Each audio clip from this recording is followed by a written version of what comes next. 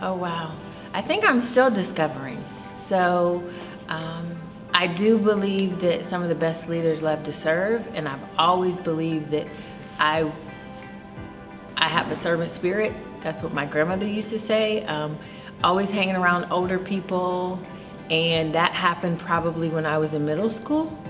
But as far as leadership, I think I'm still becoming. So I still admire a lot of people, and I don't see what I do as leading. I like to think that I can influence people through action, but I still think I'm becoming a leader.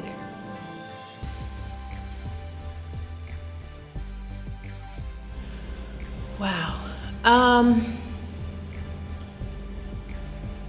So I've probably taken every personality test you can imagine, being in marketing and engagement.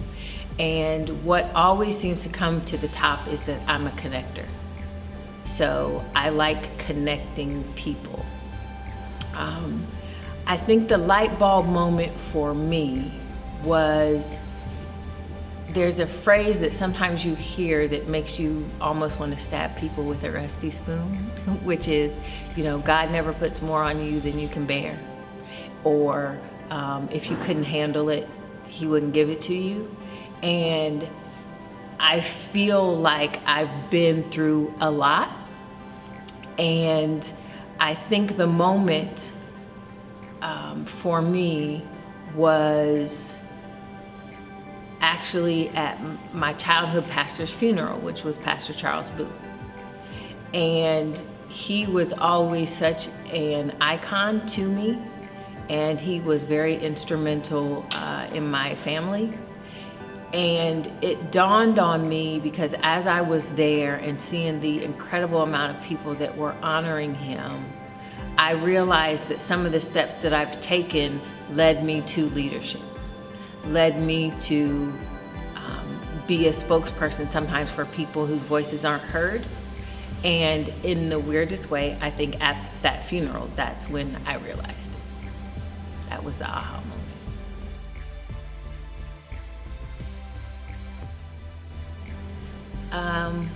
I have a couple. My grandmother is my first hero, Nellie B. Graham. She, after her, my grandfather got married, grew up on 100 Jefferson Avenue. She was my hero because she was a quiet soul, but very powerful.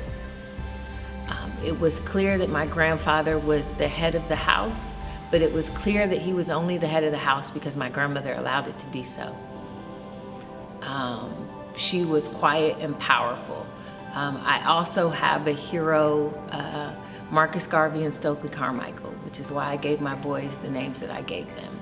Marcus Garvey, because even to this day, as far as Black movements are, had the largest worldwide Black movement ever. And one of my youngest memories is being on Long Street during a UNIA parade where a lot of people were dressed in white, and it was for Marcus Garvey, Marcus Garvey movement and the parade. And Stokely Carmichael, because I realized that sometimes even in your own power, you need to succeed to other people and bring the skills that you have in order to create a movement. And so I did have the opportunity to speak to him right before he died. I sent a letter to him telling him that we had just named our son after him, and he was in the hospital in Florida going through cancer treatment. And funny enough, he answered the phone as generally people always said that he did, which is, are you ready for a revolution? And at that moment, everything I could get my hands on about him, I read. So I think those three people.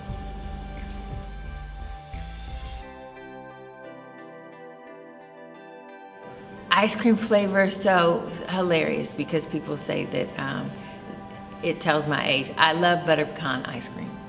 Love it. My grandmother loved it. I love butter pecan ice cream. Okay.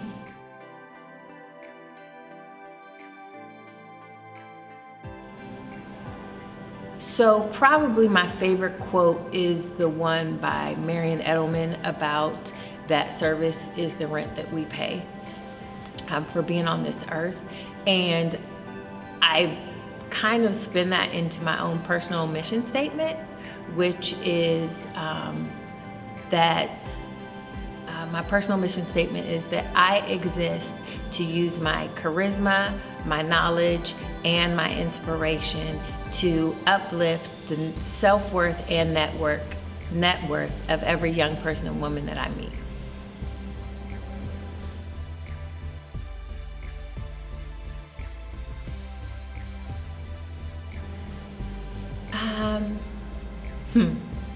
Probably don't sweat them small stuff, and it's all small stuff.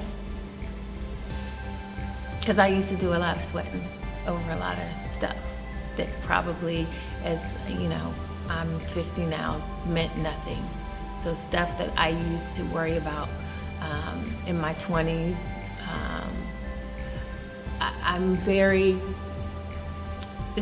Might be a weird statement. I have never sought approval of others, but always wanted to feel like I belonged in the space that I was in. And growing up, I never felt like I belonged in the space that I was in. I always knew I was other because I felt like people made me feel like I was other. And then I realized that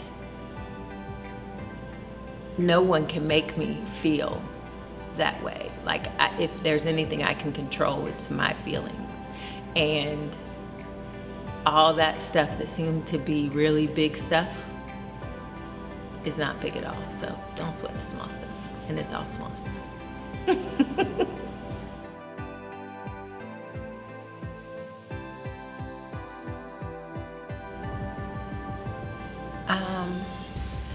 I think I would say everything that you need, God has already given you for the purpose that He has for you.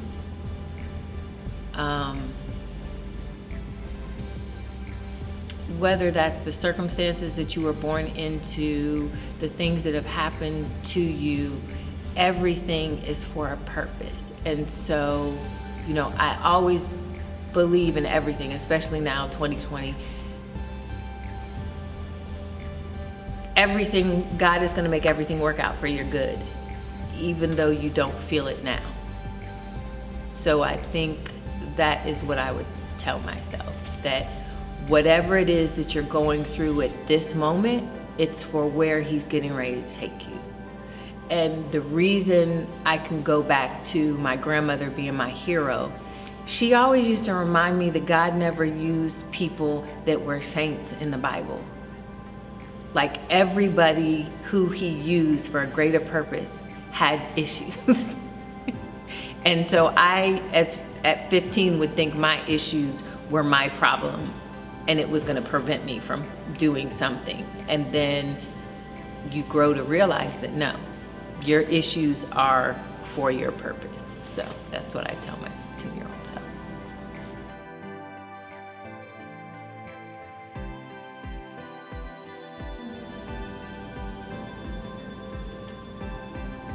Wow. So what makes me me?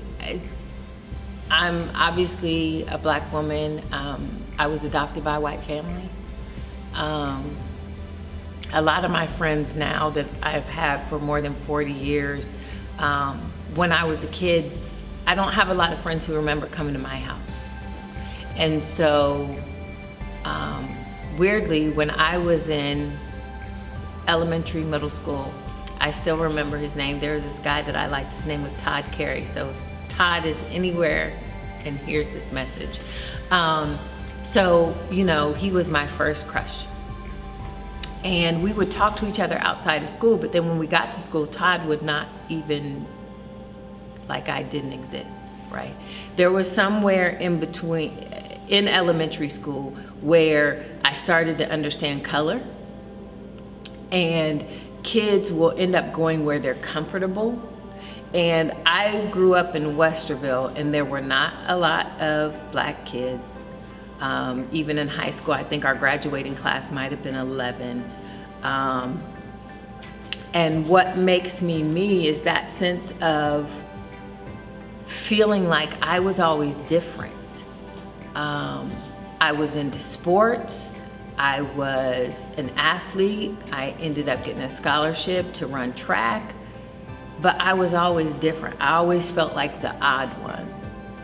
Not because my friends made me feel that way, but it's the unspoken things where people gravitate towards people who are like them on the outside. And so I have reflected, self-reflection is something I've been doing for years, because I always would say, so what is it about me? Not to fit in, to understand, like, what is it about me? Because even in my family, I was the odd one. I was the only one who was a different color. So even as I am now, if I coach or I talk to people, it's about more looking internal than looking externally. And so for me, I think what gives me the most joy is working with young people. I want to be the person I needed when I was their age, and any opportunity that I can get that gives me like the most joy. That is what gives me the most joy, is working with young people to let them know you're valued, you're worth it, and that every quirk, every unusual thing, that's what makes you you for where you need to go. And the quicker you fall in love with that, the easier it will be for you to navigate. So I think that's me. That's who I am.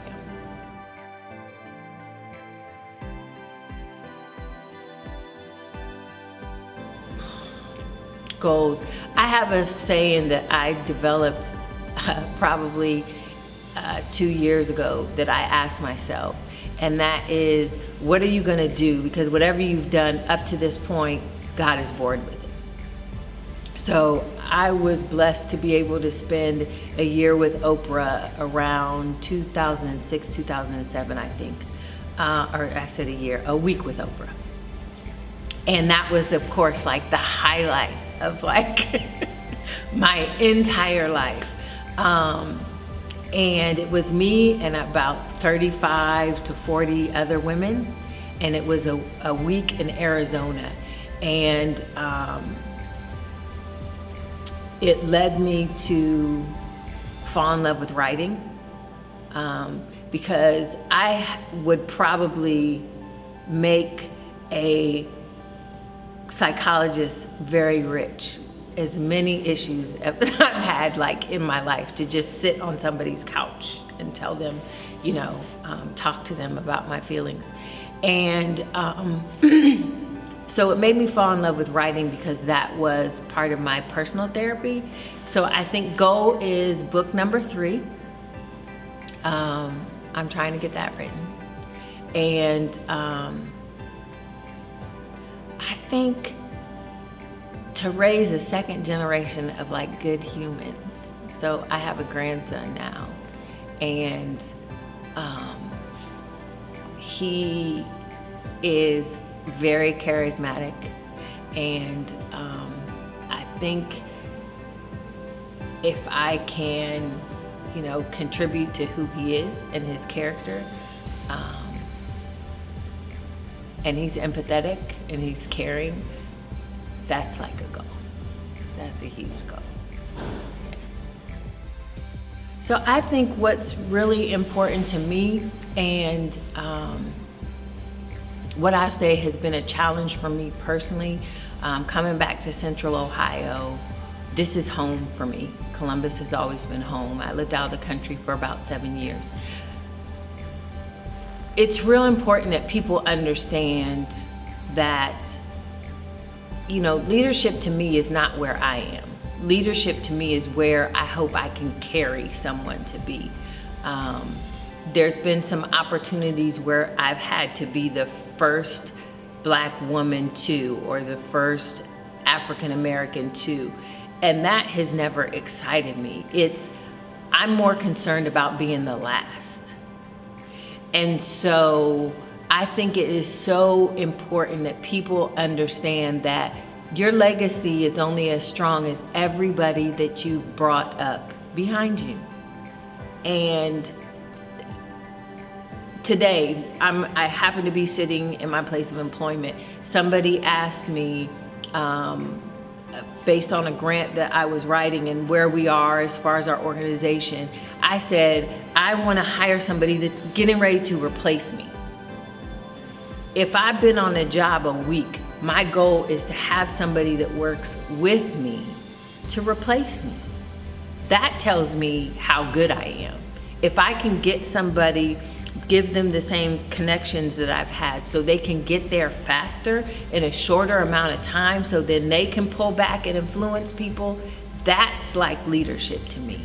And so that's what I think is so important that we need to keep our eyes on, not necessarily where we're going, but who we're pulling back to bring up with us, because there's a lot of work to do and it needs to be distributed.